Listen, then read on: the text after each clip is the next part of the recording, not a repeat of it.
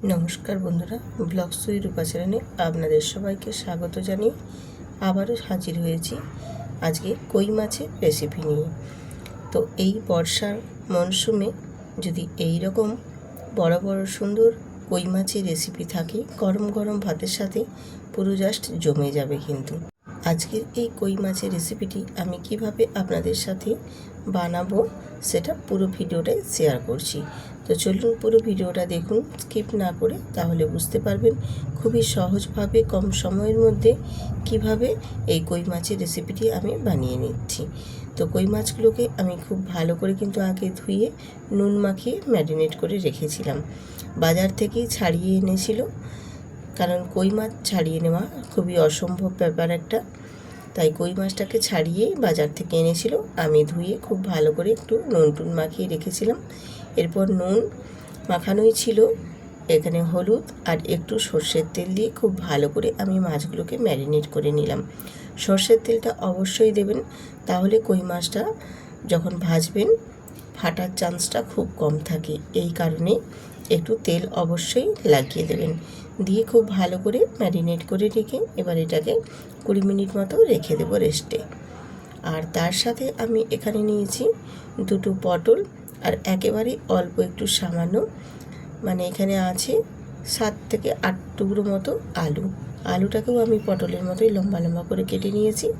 এবার আলু আর পটলটাকে খুব ভালো করে একটু নুন হলুদ মাখিয়ে নিচ্ছি, তাহলে ভেজে নেওয়ার সময় নুন হলুদটা আলু আর পটলের ভেতরে ঢুকবে, আলু আর পটলটা খেতেও বেশ ভালো লাগবে। এবারে আলু আর পটলের মধ্যেও নুন হলুদ মাখিয়ে এটাও রেখে দিলাম কিছুক্ষণ রেস্টে। তারপর আমি আধ ঘন্টা পরে ফিরে এসে গ্যাসটা অন করে একটা ফ্রাই প্যান বসিয়ে দিয়ে দিয়েছি সর্ষের তেল। আর সর্ষের তেলটাকে বেশ একদম ধোঁয়া ওঠা মতো গরম করে নিতে হবে, তাহলে মাছগুলো ভেজে নিতে সুবিধে হবে। আর মাছগুলো বেশ তেলটা গরম হয়ে যাওয়ার পরেই আমি মাছগুলোকে সব এক এক করে দিয়েছি। দিয়ে একটা ঢাকনা দিয়ে ঢেকে দেব, কারণ কই মাছ কোনো চান্স নেই, ফাটতেই পারে। কারণ কই মাছের গায়ের চামড়াটা ভীষণই মোটা হয়, এই কারণে এই মাছগুলো ভীষণ ফটফট করে কিন্তু ফেটে ওঠে। আর গায়ের মধ্যে তেল যাতে না ছিটকে আসতে পারে, এই কারণে আমি কিন্তু একটা ঢাকনা দিয়ে ঢেকে মাছগুলোকে ভেজে নিচ্ছি। আপনারাও চেষ্টা করবেন যত সম্ভব একটু ঢেকেই মাছগুলো ভেজে নেবেন। এইভাবে মাছগুলোকে আমি একটা পাশ ভেজে নিয়েছি, তারপর অপর পাশটাও ভেজে নিচ্ছি। তবে খুবই আস্তে সুস্তে দেখে কিন্তু এই কই মাছ ভেজে নিতে হবে।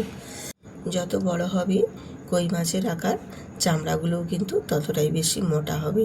এই কারণে কই মাছ ভেজে নেওয়ার সময় ভীষণ পরিমাণে কিন্তু ফাটে। এই জন্য একটু ঢাকনা দিয়ে ঢেকে বন্ধুরা মাছগুলোকে বেশ লালচে লালচে করে ভেজে তারপর তুলে নেব। তো আমার মাছগুলো দেখো ভাজা হয়ে গেছে। এবার মাছগুলোকে আমি এক এক করে তুলে নিচ্ছি। আর যদি হয় এই রকম কই মাছের পেটে ডিম আছে, মানে সেই ডিম সহ যদি কই মাছ হয় বড় বড়, তাহলে তো আর কথাই নেই, ভীষণ সুস্বাদু লাগে এই কই মাছের রেসিপিটি। একেবারে সাধারণ, কিন্তু খেতে হবে অসাধারণ। কিছুই না, দেখো বাড়িতে থাকা উপকরণ দিয়ে আজকে বানিয়ে তোমাদেরকে দেখাচ্ছি এই কই মাছের সুন্দর একটি রেসিপি, যেটি গরম গরম ভাতের সাথে খেতে কিন্তু ভীষণই সুস্বাদু লাগে। আর কিছুই লাগবে না, জাস্ট এই কই মাছের রেসিপি দিয়েই বা তরকারিটা দিয়েই একদম গরম গরম ধোঁয়া ওঠা ভাত খাওয়া হয়ে যাবে, আর কিছুই লাগবে না বন্ধুরা। কই মাছগুলোকে ভেজে তুলে নেওয়ার পর ওই তেলের মধ্যেই আমি দিয়ে দেব পটল আর আলুগুলো ভেজে নেওয়ার জন্য। আর পটল আর আলুগুলোকেও একটু হালকা লালচে লালচে করে ভেজে নিয়েছি দেখুন। এবারে আমি ওখানটা থেকে আলু আর পটলগুলো একটু সাইডে সরিয়ে দিয়ে ওই তেলের মধ্যেই দিয়ে দেব গোটা জিরে ফোড়ন। আমি আর আলু আর পটলটা তুলে নেব না, ওর সাথেই একবারেই সমস্ত কিছু উপকরণ দিয়ে একদম রান্নাটা সেরে নেব। আর আলাদা করে তুলা নাবানো এইসব করব না। এবারে ওই তেলের মধ্যেই আমি জিরে ফোড়ন আর একটা তেজপাতা ফোড়ন দিয়ে পেঁয়াজ কুচো, কাঁচা লঙ্কা আর টমেটো একেবারে একসাথে দিয়ে দেব। দিয়ে টমেটো আর পেঁয়াজটাকে ওই আলু আর পটলের সাথে খুব ভালো করে একটু নাড়াচাড়া করে কষিয়ে নেব। সব কিছুটাই একসাথে কষিয়ে নেব, তাহলে খুবই কম সময়ের মধ্যে কিন্তু রেডি হয়ে যাবে। এবারে একটু নাড়াচাড়া করে ঠিক পেঁয়াজটা হালকা ব্রাউন কালার করে আসলে সেই পর্যায়ে দিয়ে দেবো এখানে স্বাদ মতো নুন আর অল্প একটু কাশ্মীরি লঙ্কার গুঁড়ো কালারের জন্য। তারপর এবারে নাড়াচাড়া দিয়ে আবারও একটু কষিয়ে নেব। এরকমভাবে একটু সময় কম লাগবে, একটু কষিয়ে নেবেন। আর একই সাথেই এক প্রসেসেই রান্নাটা কমপ্লিট হয়ে যাবে, খেতেও কিন্তু ভীষণ সুস্বাদু লাগবে। এবারে আমি এখানে মশলা হিসেবে দিচ্ছি, দেখো অল্প পরিমাণে একটু জিরে আর আদা আর হলুদের গুঁড়ো। এটাই আমি অল্প করে একটু জল দিয়ে গুলিয়ে নিয়ে আমি এখানে দিয়ে দেব। একেবারেই দেখো একসঙ্গে কিন্তু এক প্রসেসেই রান্নাটা হয়ে যাবে, আলাদা করে মশলা কষিয়ে রান্না করার কোনো দরকার পড়বে না। এত ভালো হয় এই রেসিপিটি, খেতে ভীষণ ভালো লাগে। এছাড়াও দেখো কত কম সময়ের মধ্যে খুবই তাড়াতাড়ি কিন্তু রান্না হয়ে যাবে। অফিসের সময় যখন তাড়াহুড়ো থাকবে তখন এই রকমভাবে যে কোনো মাছ বানিয়ে নেবেন, ভীষণ ভালো লাগে খেতে। শুধু যে কই মাছ দিয়েই বানাতে হবে তার কোনো নয়, যে কোনো মাছ দিয়েই এইরকমভাবে এক প্রসেসে রান্না করে নেবেন, খুব সুস্বাদু লাগে খেতে। এবার মশলাটাকে দেখো বেশ সুন্দর করে একটু শুকনো শুকনো করে কষিয়ে নিয়েছি। এই রকম করে মশলাটা একটু কষিয়ে নেবেন, তাহলে একটু আদার যে কাঁচা গন্ধটা থাকে সেটা একটু চলে যাবে। তারপর এখানে আমি দিয়ে দেব জল। তো জলটা যদি উষ্ণ একটু গরম জল দিতে পারো তাহলে খুবই ভালো হয়, না হলেও নর্মাল জল দিলেও কোনো অসুবিধে নেই। তো আমি এখানে উষ্ণ একটু গরম জলই দিয়েছি, দিয়ে একটু নাড়াচাড়া করে দিয়ে এরপর আমি একটা ঢাকনা দিয়ে কিছুক্ষণ একটু ঢেকে 2 থেকে 3 মিনিটের মতো একটু রান্না করে নেব। তো 2 থেকে 3 মিনিটের আগেই আমি একটু, যখনই ফুটটা বলকটা উঠেছে তার আগে একটু ঢাকনাটা খুলে নাড়াচাড়া করে নিচ্ছি।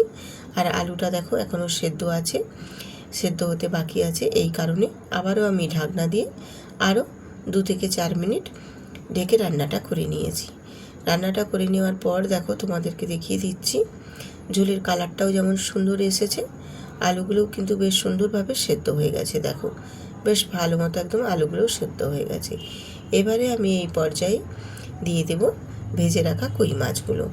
এই কই মাছগুলোকে ওই ঝোলের মধ্যে একটু ডুবিয়ে দেব, তাহলে কই মাছগুলো যত ভেতরে ঝোলের মধ্যে ডুবে যাবে, গিয়ে ঝোলটা ফুটবে, তো কই মাছের স্বাদটাও কিন্তু ততটাই এই ঝোলের মধ্যে আসবে। আর মাছগুলোও বেশ একটু ঝোলের মধ্যে ফুটে গিয়ে বেশ সুন্দরভাবে নরম হয়ে যাবে। তো দেখো মাছগুলোকে একটু আমি খুন্তি দিয়েও আবারও একটু চেপে দিচ্ছি, যাতে ঝোলের মধ্যে খুব ভালো করে ডুবে গিয়ে ফুটে যেতে পারে। বন্ধুরা, আজকের এই কই মাছের রেসিপিটি যদি আপনাদের কাছে খুবই ভালো লেগে থাকে তাহলে অবশ্যই কিন্তু বন্ধুদের সাথে শেয়ার করতে ভুলবেন না। আর ভিডিওটিতে একটি লাইক দিয়ে ভিডিওটি পুরো কন্টিনিউ করবেন, আশা করি আপনাদের ভীষণ ভালো লাগবে। আমি এখানে অল্প কয়েক দানা একটু চিনি দিয়েছি, জাস্ট একদম অল্প করে, আপনারা না দিলেও না দিতে পারেন, কোনো অসুবিধে নেই।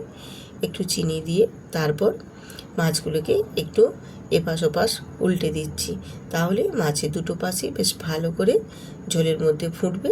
আর ঝোলটাও যেমন সুন্দর স্বাদ হবে, কই মাছগুলো বেশ সুন্দরভাবে নরম হয়ে যাবে কিন্তু ঝোলের মধ্যে ফুটে গিয়ে।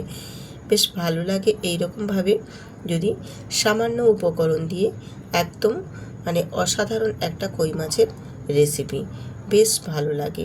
গরম গরম ভাতের সাথে কিন্তু আর কিছুই লাগে না বন্ধুরা, ভীষণ সুন্দর হয় খেতে এই রেসিপিটি। আমার পুরো আজকের কই মাছের রেসিপিটি কমপ্লিট হয়ে গেছে। আমি এবার নাবিয়ে নিলাম, নাবিয়ে নিয়ে তারপর আপনাদের দেখিয়ে দিচ্ছি। দেখুন এই রকমভাবে যদি কই মাছের পাতলা ঝোল বানিয়ে নেন সামান্য কিছু উপকরণ দিয়ে, আর কিন্তু কিছুই লাগবে না, জাস্ট একদম জমে যাবে গরম গরম ধোঁয়া ওঠা ভাতের সাথে, একেবারে অনবদ্য একটি রেসিপি, আর কিছুই লাগবে না। যদি আজকের এই রেসিপিটি আপনাদের খুবই ভালো লাগে তাহলে অবশ্যই কিন্তু চ্যানেলটি সাবস্ক্রাইব করে পাশে থাকবেন, বেল আইকনটি প্রেস করে দেবেন, তাহলে নিত্য নতুন রেসিপি দেওয়া মাত্রই পৌঁছে যাবে আপনাদের কাছে। আজ এখানেই শেষ করছি, দেখা হচ্ছে পরবর্তী ভিডিওতে।